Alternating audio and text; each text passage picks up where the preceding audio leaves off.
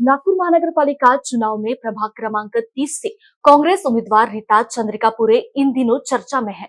7 महीने की गर्भवती होने के बावजूद वे लगातार पदयात्रा कर जनता के साथ संवाद कर रही है। उनकी यह झुंझारू और साहसी छवि मतदाताओं का ध्यान खींच रही है। प्रभाग 30 में चुनावी माहौल गर्म है। कांग्रेस उम्मीदवार रीता चंद्रिकापुरे 7 महीने की गर्भवती होने के बावजूद पदयात्रा कर रही है।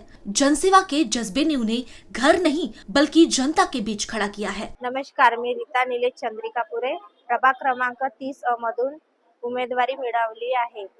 भारतीय राष्ट्रीय काँग्रेसचे आमदार विकास भाऊ ठाकरे आणि संजय भाऊ महाकाळकर यांच्यामुळे मला उमेदवारी मिळालेली आहे। मी 7 महिन्याची गरोदर असताना सुद्धा त्यांनी माझ्यावर विश्वास दाखवून मला उमेदवारी दिलेली आहे आणि त्या उमेदवारीचा मी पुरेपूर फायदा घेणार आणि समाजसेवा हेच माझे एक मोठे उद्दिष्ट आहे।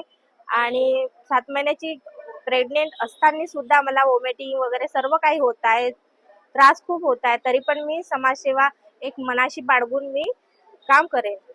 अस्वस्थपणा तर खूप जाणवतो, पर जनतेचा प्रतिसाद बघून तो अस्वस्थपणा निघून जातो आणि जिद्द येते की काही आपल्याला समाजसेवा करायची आहे ना, समाजामध्ये नवीन परिवर्तन घडवायचं आहे आणि स्वच्छ प्रभाग बनवायचा आहे असं मनात बाळगून सामोर जाते।